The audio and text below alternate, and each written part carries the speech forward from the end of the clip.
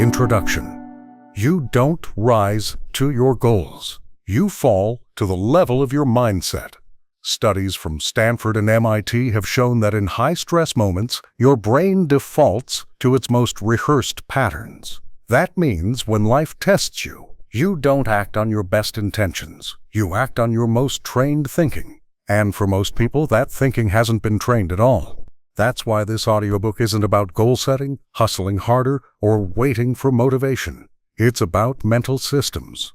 We're going to build the kind of mindset that holds steady under pressure, focuses without force, resets quickly after failure, and performs with clarity, even when life is messy. Every chapter trains a specific part of your mind: focus, discipline, emotional control, identity, endurance, decision-making, and more.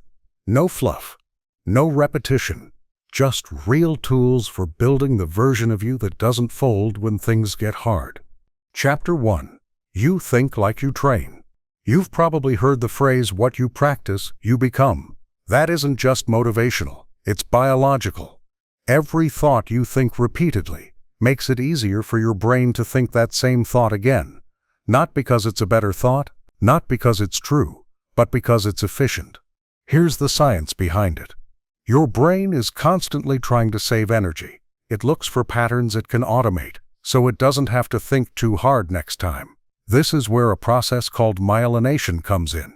The same mechanism responsible for skill development in everything from learning piano to speaking a language. When you repeat a thought, the brain insulates that neural pathway with myelin, making it fire faster and smoother over time. That's why certain thoughts like, "I always mess things up," or "I can handle this," start to feel automatic, because they are. You trained them without realizing it. This is how mindset becomes reflex. Not a choice, not a philosophy, a reflex. You might not even realize it's happening, because it operates so quickly in under 300 milliseconds, according to research from the University of Chicago. That's faster than you can blink. Before you act, your mind already whispered its prediction of how things will go, and that whisper is built entirely on what you've practiced, not what you want to believe. To understand this, think about athletes. Professional tennis players don't guess where the ball will land. They react in real time. But they're not using fresh logic. They're using trained instinct, developed through hours of focused repetition. Your mindset works the same way. You won't rise to your highest goals when things get hard. You'll fall to the most trained thoughts you've practiced under pressure. Let's take a simple, relatable example. Two people walk into a performance review at work. One thinks, "They probably noticed everything I did wrong." The other thinks, "This is a chance to grow and improve." They hear the same feedback, but they feel completely different reactions. The first walks out discouraged. The second walks out energized. The difference? Not intelligence, not the review itself, just trained thought patterns. Psychologist Rick Hanson puts it this way: the brain is like Velcro for negative experiences and Teflon for positive ones. Why? Because our minds evolved to detect danger, not opportunity. Without intentional practice, most people reinforce fear, self-doubt, and hesitation. But that can be reversed. Through the science of neuroplasticity, we now know that adults, not just children, can rewire their thinking. Your brain literally reshapes itself in response to focused attention and repetition. That's not self-help talk. That's hard neuroscience. Studies at Harvard and UCLA have shown that mental training, especially using visualization, mindfulness, and language repatterning, produces measurable changes in brain structure and function. So how do you use this? You begin by building what I call mental reps, small, deliberate thought patterns that you install like exercises. Just like you wouldn't expect a six-pack from doing sit-ups once, you can't expect mental resilience from a single motivational podcast. You train it. You practice thinking useful, focused thoughts at the right times, and over time they become automatic. Here's how. 1 point. Pick one negative thought you often repeat. Something like, "I'm not good under pressure," or "I always procrastinate." 2. Write the inverse version that still feels believable. Example: "I'm learning to stay calm under pressure," or "I start small and build momentum." 3. Now choose one time of day to rehearse it, out loud or in your mind, for one full week. Attach it to a trigger, like brushing your teeth or making coffee. That's it. One thought, one repetition. But every time you do it, you're laying down new myelin. You're retraining your mindset, not just for inspiration, but for execution, especially when you don't feel ready. Let's also be honest. This doesn't feel powerful at first. You won't suddenly feel like a new person after 3 days. But that's not the point. As James Clear writes in Atomic Habits, you get what you repeat. That applies to thoughts as much as behaviors. The strongest, calmest, most effective people you know probably aren't superhuman. They've just trained their thinking to respond better when things get hard. And here's one more fact to keep in mind. According to a 2020 study from the Journal of Behavioral Therapy, repeated self-directed mental rehearsal, what researchers call cognitive scripting, reduced anxiety and improved focus in high-pressure environments by up to 27%. That's not mindset coaching. That's peer-reviewed evidence that training your thoughts pays off.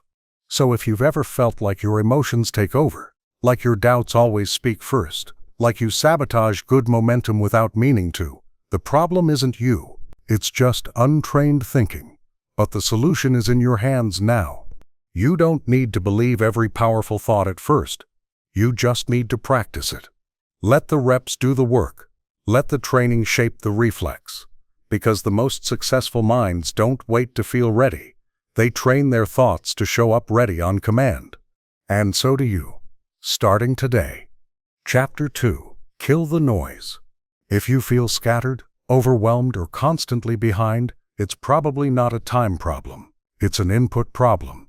The human brain was never designed to process the amount of noise we deal with today. Emails, messages, feeds, ads, news, updates, all competing for your attention every waking moment.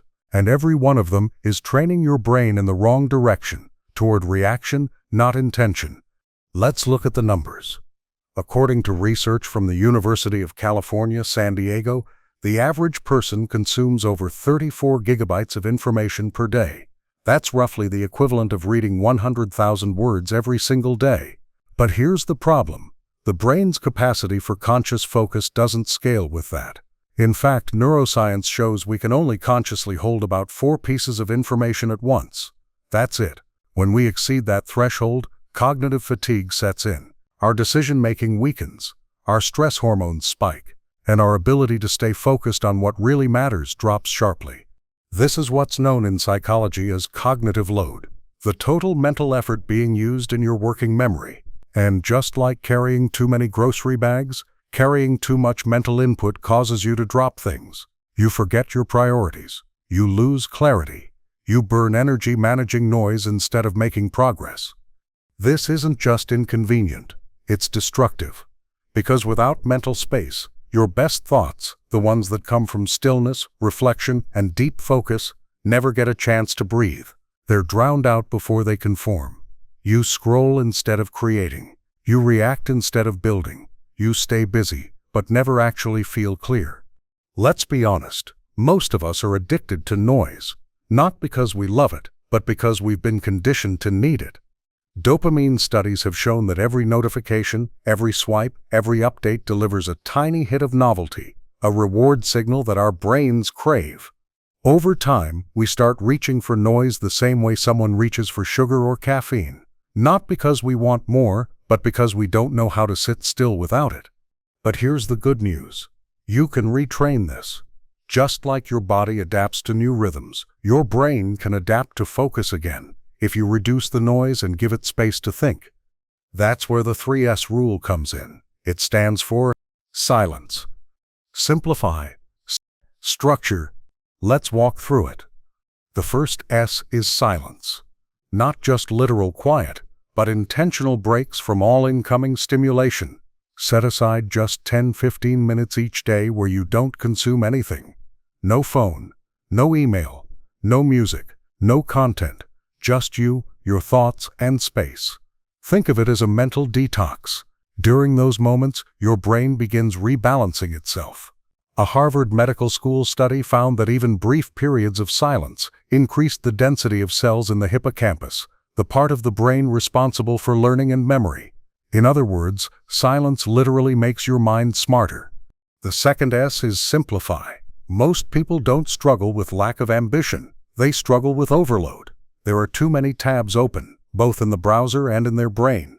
Simplifying doesn't mean doing less. It means cutting what doesn't move the needle. Start by asking this one question. What are the 3 most important things I need to think about today? Write them down. Block time for them. Let everything else wait. This one habit alone can reclaim hours of lost mental energy. The third S is structure. Clarity isn't just about removing distractions, it's about knowing where your attention should go. Without structure, your mind wanders by default. But when you create simple routines, morning priorities, midday resets, shutdown checklists, you give your brain rails to run on. Studies from the American Psychological Association show that structured daily routines reduce anxiety and increase feelings of control, even during stressful periods. Structure isn't about being rigid. It's about freeing your focus from constant decision-making. Let's bring this down to real life. Imagine this. You wake up and instead of checking your phone, you spend 10 minutes in silence. You breathe, you think, you reset. Then you look at your written list of 3 top thoughts or tasks, the ones you've chosen intentionally. Your phone stays on airplane mode for the first 30 minutes. Your brain warms up in focus, not panic. And throughout the day, every time noise creeps in, you use your structure to redirect your attention. This isn't fantasy, it's training. Your brain will push back at first, just like a sore muscle resists the gym. But if you stick with it, even for a week, you'll feel it. That mental fog starts to lift. You stop jumping at every ping.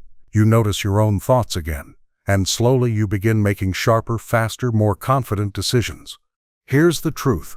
Focus isn't about trying harder, it's about protecting your attention like it's a limited resource. Because it is. You only get so much of it each day. And the people who succeed long-term aren't always the smartest or most talented. They're the ones who know how to kill the noise and create the space where great thinking can actually happen. You don't need a digital detox retreat to do this. You just need 15 minutes of silence, 3 focused priorities, and a bit of structure. That's it. Start there, and watch your clarity and your results come back into focus. Chapter 3. Turn pressure into precision. What separates elite performers from everyone else isn't that they avoid pressure, it's that they convert it into precision. They don't collapse. They don't spin in anxiety. They lock in. And this isn't a personality trait. It's a skill, one that can be practiced like anything else. Let's start with the brain. When you feel stress, your body releases cortisol, a hormone designed to protect you. It elevates heart rate, sharpens vision, and triggers your fight-or-flight response. In short bursts, cortisol is useful. It gets your attention. But when left unmanaged, it overwhelms your prefrontal cortex, the part of your brain responsible for reasoning, planning, and decision-making. That's why, under pressure, people often forget what they were going to say, freeze up, or say things they later regret. Their logical brain is temporarily overridden by survival instinct. This isn't a weakness. It's biology. And the only way to overcome it isn't by trying harder. It's by training your system to stay centered under tension. We can borrow a lesson here from elite tactical teams.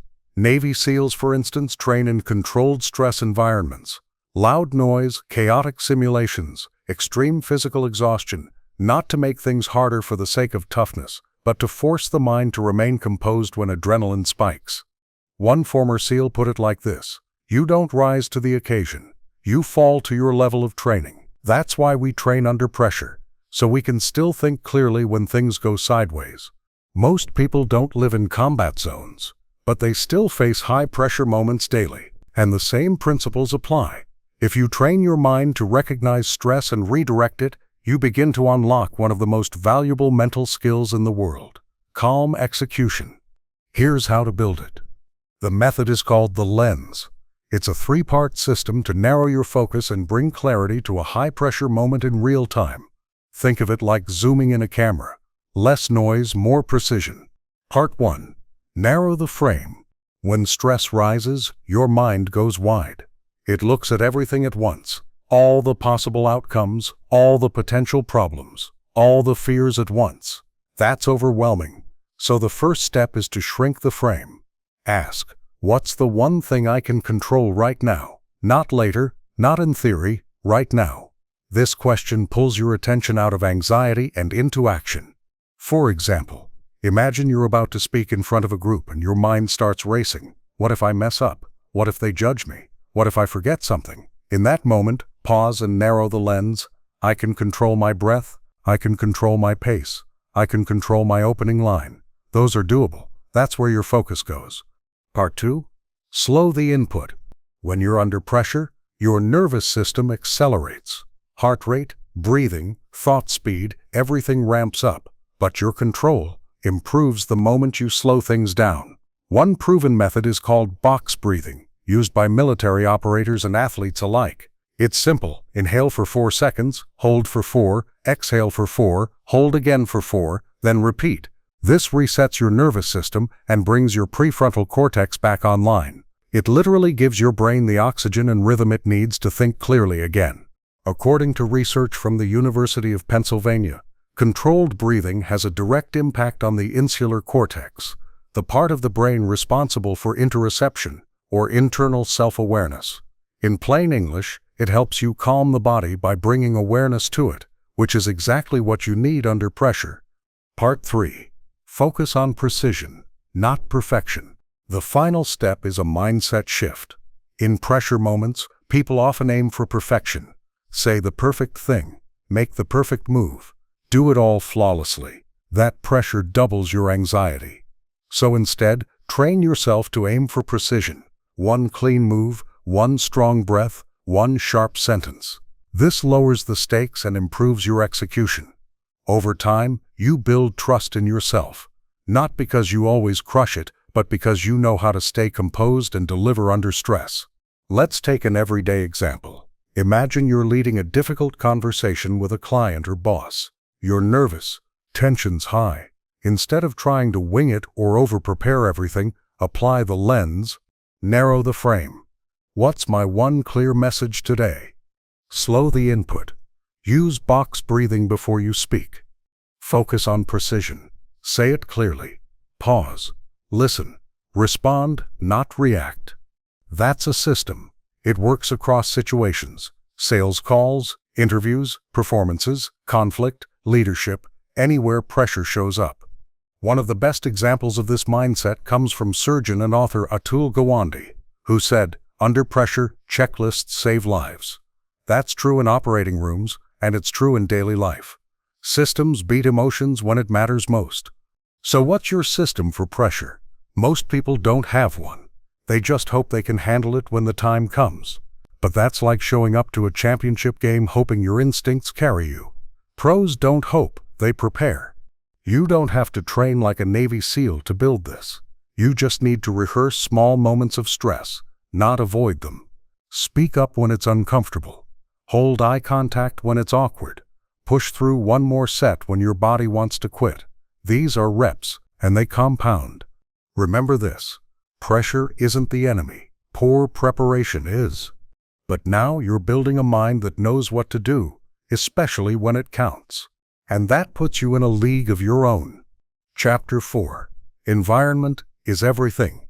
If you've ever struggled to stay consistent, stay focused, or break a bad habit, the problem might not be your willpower. It might be your surroundings.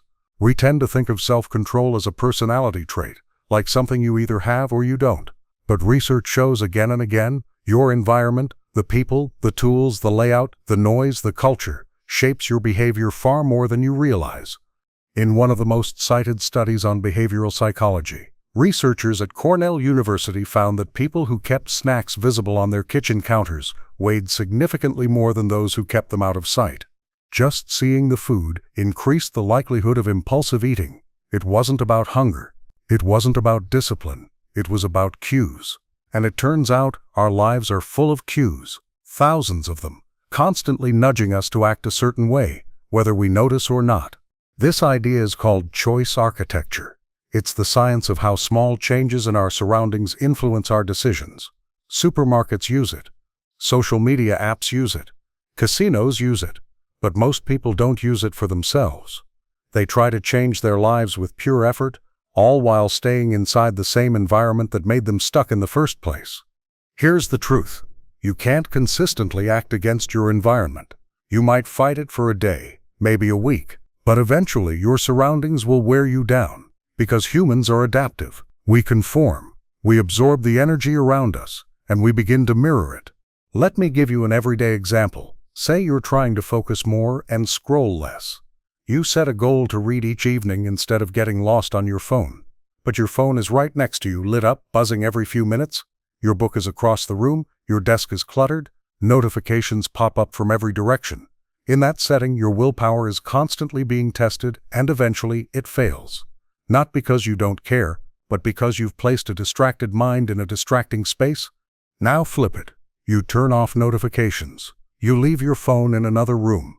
You put your book within reach and set up a quiet, clean space with soft lighting. Suddenly, reading becomes not just easier, it becomes natural. Your behavior changed, but you didn't try harder. You just made the default action the one that supports your goal. That's the power of environmental design. And it applies everywhere, not just at home. In his book Atomic Habits, James Clear says it best: you do not rise to the level of your goals. You fall to the level of your systems. Your environment is the invisible hand that shapes human behavior. He's right. Want to eat better? Rearrange your fridge so healthy food is visible and ready. Want to work out more? Put your gym clothes where you'll see them first thing. Want to focus more deeply? Set up a workspace that reduces friction and increases flow. But environment isn't just physical, it's social too. Your mindset is shaped by the conversations you hear every day. If you're surrounded by people who complain, delay, or doubt everything, that mindset will start to feel normal, even if you disagree with it. That's why successful people are ruthless about who they spend time with, not because they're arrogant, because they know their future depends on what they normalize. There's a term for this: social proximity effect. Studies show that your habits are more influenced by your close network than by your personal beliefs. If your friends smoke, you're more likely to smoke. If your coworkers constantly multitask, you'll likely pick it up too. And if the people you talk to most believe in building, growing, taking responsibility, and solving problems, that starts to shift how you think too. So ask yourself, what spaces do I spend most of my time in? What habits do those spaces support? And what do they sabotage? Who do I talk to most? And how do their patterns influence mine? Your answers to those questions matter more than most people realize. Because you can read every book, follow every podcast, write out the most detailed goals. But if you live inside an environment that pulls you in the opposite direction, it will always feel like an uphill battle. The solution isn't to isolate yourself or throw away your phone. It's to become intentional. Engineer your surroundings to support the identity you want to grow into. That might mean cleaning up your workspace so your brain stops associating it with distraction, leaving your phone in a drawer while you write or study, spending more time with people who energize you, even if it's through audiobooks or online spaces, saying no to environments that trigger your worst habits, even if they feel familiar. And here's something that's rarely talked about. You don't need to change your entire world overnight. You just need to shift one corner of it.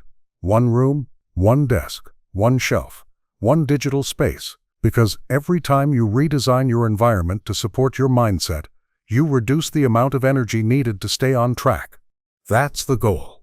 Not to rely on discipline forever, but to make discipline automatic by designing for it. Let's wrap with this. Your environment is training you whether you realize it or not, so train it back. Shape it with intention. Build spaces, physically and socially, that reward your growth, not your comfort. Because if you build the right environment, success stops being something you chase and starts being something that follows you. Chapter 5. Build mental endurance. You don't need to stay motivated. You need to stay steady. That's the real skill.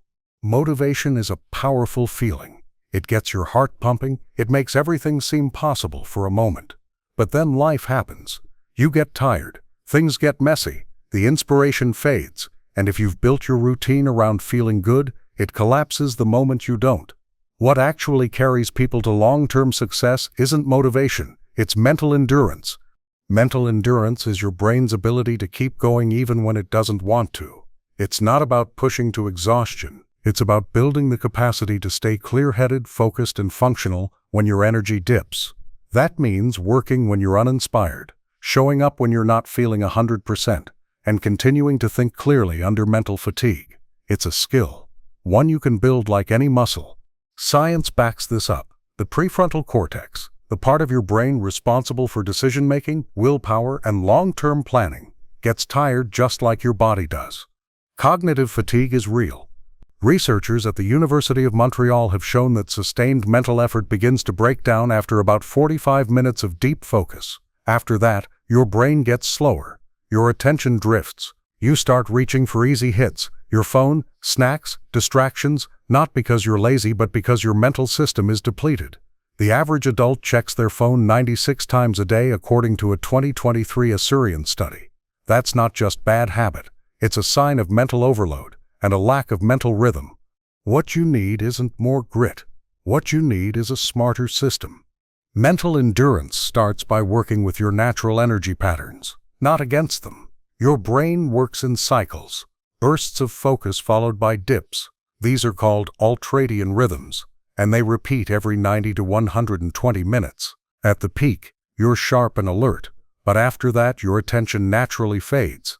Instead of trying to power through, you need a rhythm that honors your biology. You need structured focus zones.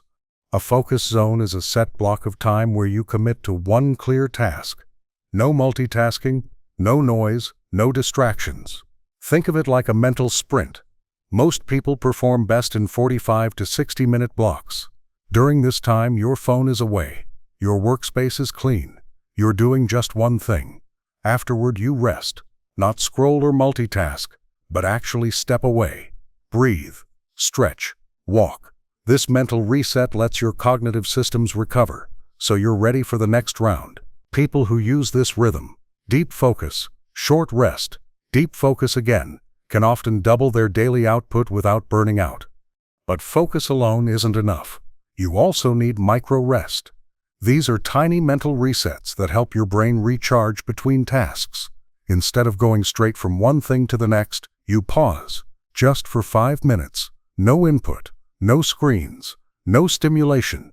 You hydrate, you step outside, you breathe slowly. A study from the University of Illinois found that even 2-minute mental breaks improved memory retention and performance in students. These micro-rests aren't luxuries, they're essential. You wouldn't lift weights non-stop without resting your muscles. Your brain is no different. The third part of mental endurance is momentum. This is where most people fall off. They do well when they're inspired, but when that wears off, they slow down or stop. That's because they rely on emotion to act. But emotion is unpredictable. What you need instead is structure, something that pulls you into motion automatically, even when you don't feel like it. This is where momentum anchors come in. A momentum anchor is a small behavior or cue that signals your brain. It's time to work. It might be a certain playlist you always use to focus. It could be sitting in a specific chair, or starting with a 3-minute journal entry before a task. It could be as simple as taking a deep breath and asking yourself, what's the next smallest action I can take? These anchors don't have to be dramatic. They just have to be consistent. Over time, they act like mental switches, pulling your attention back when it drifts. Let's put this all into real life. Say you're working on a big project. You've already done a few hours of work. You're mentally tired. Your phone is right there. You feel the urge to quit or scroll. That's your moment. Instead of giving in, you pause. You close your eyes for 2 minutes. You take a walk. You come back, start your music, write down your next task, and commit to a 45-minute focus block. That cycle, recover, reset, return, is what separates people who finish from people who flake. Mental endurance doesn't mean you feel amazing all the time. It means you stay on track, even when you don't. It means having a system that protects your focus instead of relying on bursts of inspiration. It means learning how to be productive at 60%, not just when you're at 100%. Even elite performers use this approach. Top athletes train in intervals. Writers block hours for deep work. Successful entrepreneurs design their days to reduce friction and preserve focus. They don't push harder, they move smarter. They create rhythms they can repeat, even when things aren't perfect. That's what you're doing now. You're not just pushing through. You're building endurance. You're learning how to think when you're tired, how to focus when the world is noisy, how to reset when your energy dips, and how to keep moving forward, even on your worst days. Motivation is a spark, but endurance is a system. Build that and you'll stop quitting when things get hard. You'll keep going, and that's where success really begins. Chapter 6. Identity. First. Outcome second. You don't rise to your goals. You fall to the level of your identity. That's not just a clever phrase. It's one of the most important truths in behavior change. If your habits don't match how you see yourself, they won't stick. You might do them for a few days, maybe a week, but eventually you'll drift back toward the version of you that feels most familiar. This is the part people skip. They try to change what they do before they change what they believe. But real transformation doesn't begin with goals. It begins with identity. Behavioral scientists call this identity-based change, and it works in a loop. First, you decide the kind of person you want to be. Then you take daily actions that reinforce that identity. Over time, the repetition of those actions creates evidence. That evidence becomes belief, and that belief starts to shape what you do automatically. It's a cycle. Identity, or action, evidence, or reinforcement, or stronger identity. Let's break it down. Imagine two people trying to run 3 times a week. The first says, "I'm trying to run more." The second says, "I'm a runner." They're doing the same activity, but they're operating from completely different places. One is testing the waters, the other is living the role. One has to push themselves every time. The other does it because it's just who they are, and that difference adds up fast. When you see yourself as someone who follows through, you don't need to hype yourself up to show up. When you believe you're the kind of person who takes care of their health, you don't debate every choice. Your system, how you work, eat, sleep, move, speak, begins to align with your identity, and that alignment makes consistency feel natural. Here's how this plays out in psychology. James Clear, in Atomic Habits, explains it this way. Most people build change backward. They focus on outcomes. I want to lose weight, I want to write a book, I want to be less anxious. Then they try to set goals and hope those goals will create a new identity. But the real power is to flip that around. Start with identity. Ask, who do I want to become? Then design small daily systems that prove it.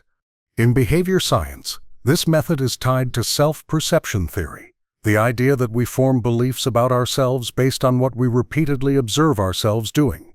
If you get up early, you start seeing yourself as a disciplined person.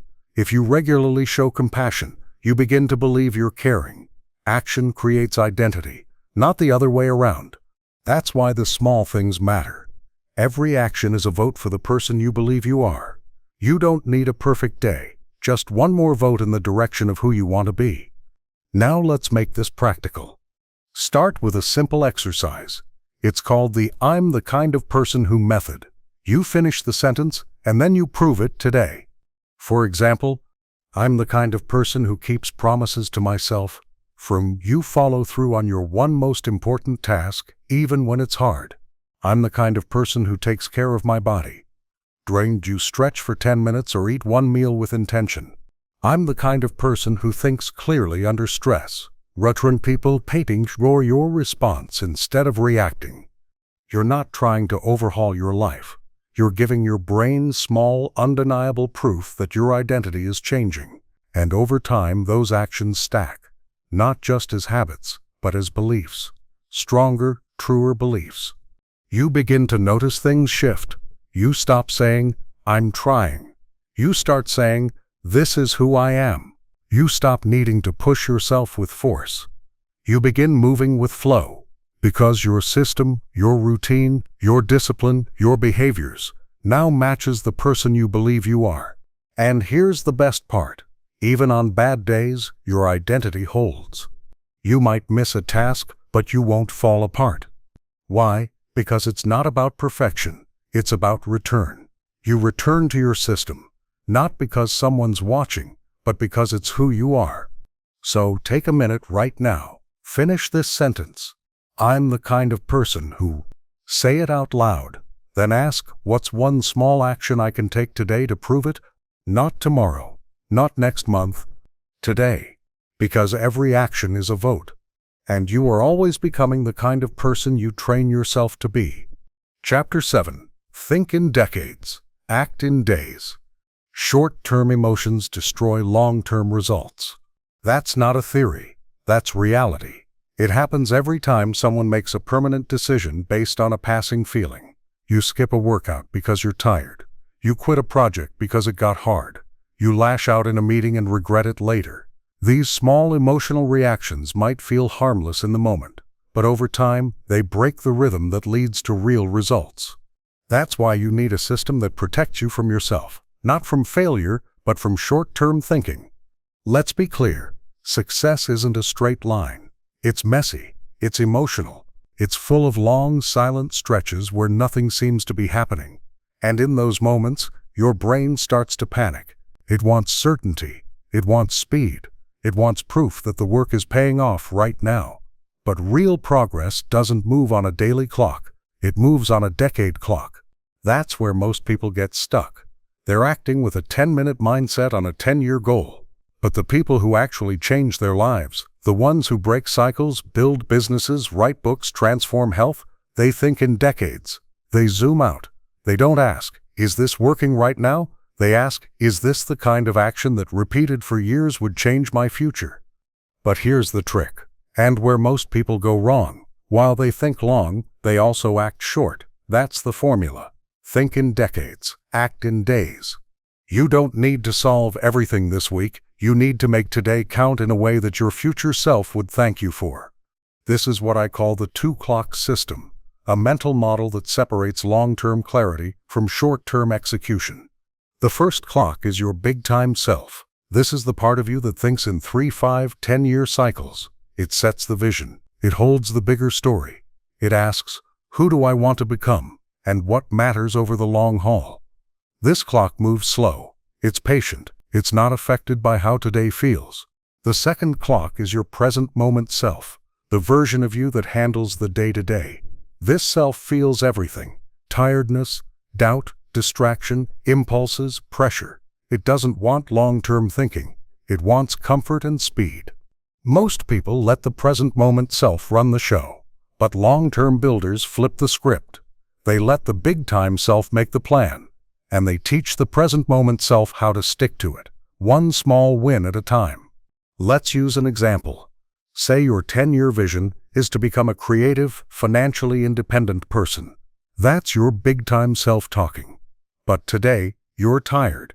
You had a hard meeting. You want to doom scroll, binge a show, and check out. That's the present moment self kicking in. If you let that version win every time, you'll never move forward. But if you remember your 2-clock system, you can ask, what would my future self want me to do for the next 30 minutes? Not tomorrow, not next week, just the next 30 minutes. Maybe that means outlining one page, or sending one pitch, or walking around the block instead of sitting in stress. That small win builds trust, and that trust fuels the next one. This is where visual conditioning becomes powerful. Not generic positivity, but evidence-based visualization. Athletes use this. Military units use this. Olympic coaches train this. You visualize your long-term identity, and then you mentally rehearse the behaviors that align with it. In fact, research published in Neuropsychology shows that imagining yourself performing a task in vivid detail activates almost the same neural pathways as actually doing the task. That means your brain starts rehearsing success before it happens. And when the moment comes to act, the path feels familiar. So take a moment every morning if you can. Close your eyes. Picture yourself 5 years from now, calm, clear, capable. You're not seeing a fantasy. You're seeing a memory from your future. Now ask, what does that version of me do today before lunch to protect that future? That's it. That's the practice.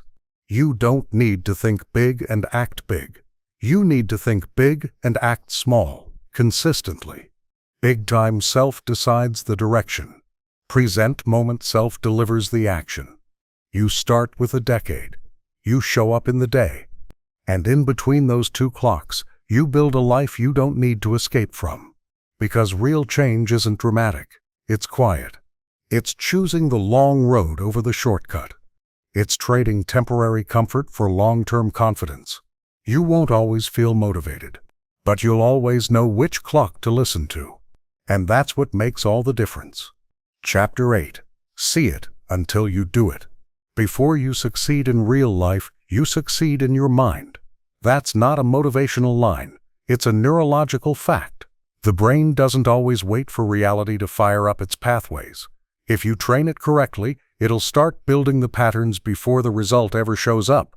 That's why elite performers, athletes, surgeons, musicians, speakers, all practice the same powerful habit, visualization. But let's be clear, this isn't about sitting around hoping things work out. It's not about empty affirmations or vague daydreaming. This is mental simulation, a proven psychological technique that conditions your mind to perform under pressure, stay calm under stress, and take clear action when it counts. It's not magic, it's training. Scientific research supports this. A 2004 study in neuropsychology found that when people visualize themselves performing an action like lifting a weight, making a movement, or completing a skill, their brains lit up the same motor regions as if they were actually doing it. In other words, your brain doesn't need your body to move in order to start learning the motion. Visualization gives you internal reps, mental practice that strengthens your neural circuits even before you act. Now think about what that means for your success. If you want to speak confidently in public, your brain needs to see you doing it. If you want to lead a team, launch a product, break a bad habit, your mind has to experience it first so that when the moment arrives, you don't freeze or flinch. You execute. Because you've already been there, mentally. Visualization works because the brain loves familiarity. It sees unfamiliar things as threats. But when you rehearse a moment in your mind clearly, repeatedly with full emotional presence, your brain starts to treat it as normal, and what's normal becomes easier. That's how you use the mind to train the body, the emotion, and the response. Here's the difference between people who just hope for success and those who prepare for it. The first group imagines the reward. The second group visualizes the work. They don't just see themselves winning, they see themselves sweating. They mentally walk through every step, opening the laptop when they don't feel like it, saying no to the easy path, handling resistance with calm focus. That's the level where visualization becomes effective, not when it's built on fantasy, but when it mirrors reality. This is called process simulation, visualizing the steps, not just the outcomes. And it works. A study published in Personality and Social Psychology Bulletin showed that students who visualized themselves studying for an exam, the actual studying, not just getting a good grade, spent more time preparing and performed better than those who only imagined success. Why? Because they mentally practiced the habit, not just the hope. So how do you do this right? You start small. Take 3 to 5 minutes each morning, eyes closed, no distractions. Choose one situation or skill you want to improve. Maybe it's speaking with confidence, focusing without getting distracted, staying calm in an argument. Now picture the full scene. What room are you in? What does it feel like? What does your body do? What's your posture? How does your voice sound? Then walk through the moment step by step, not as if you're watching yourself from the outside, but as if you're in it. Your heart might race just thinking about it. That's good. That's the emotional edge you need to train. You breathe into it, you keep going. You finish the mental rep, calmly, clearly, completely. Do this daily, and your brain starts wiring for performance. You stop overthinking when the real moment shows up because your mind's already done it. Think of it like a flight simulator for your life. Pilots use it. Surgeons use it. The stakes are high in their world, so they don't wait until game day to build skill. They practice in advance, under stress, with full focus, until the reaction becomes natural. You can do the same. Your life may not involve cockpit switches or scalpels, but your moments matter too. A difficult conversation, a bold idea, a new path. Your future depends on how well you respond. And response is trained, not improvised. And here's what separates evidence-based visual conditioning from empty positivity: clarity. You don't just imagine success. You simulate decisions. You simulate discomfort. You simulate effort. That's what makes it work. That's what turns fantasy into readiness. So if you're building a habit, visualize the exact moment you normally break it and rehearse a better move. If you're chasing a dream, picture the boring parts, the slow parts, the doubt, and see yourself continuing anyway. If you're aiming higher, visualize the version of you who already lives at that level and mentally rehearse the steps that got them there. This isn't pretending, it's preparation. You're training your nervous system to respond like a professional before the test even starts. And the more you repeat it, the more your brain starts to say, I've seen this before. I know what to do. That's the power of mental simulation. It gives you control before control is needed. It gives you confidence before the results show up. And it keeps you aligned with your system, even when life throws you off rhythm. So here's the simple truth. What your brain rehearses, your body repeats. See it clearly. Feel it deeply. Do it daily. And when the moment comes, you'll move like someone who's already been there. Final chapter. This is where it starts. You don't need more time. You need this moment. This one, right here. You've listened. You've learned. You've seen how systems beat willpower, how mindset shapes identity, how focus, environment, and repetition create success that lasts. You've seen that success isn't about luck or feeling ready, it's about training your mind to show up when it counts. So now the question is simple. What do you do next? Not tomorrow, not next year. Now, take one action. Not to prove you're perfect, but to prove you're becoming the kind of person who follows through. Start small, but start. That's how every system begins. Not with a breakthrough, but with a quiet decision to act. Train your focus, train your rhythm, train your mindset, and you'll train your future. You don't have to feel like it. You just have to begin. This is your time, and it starts today.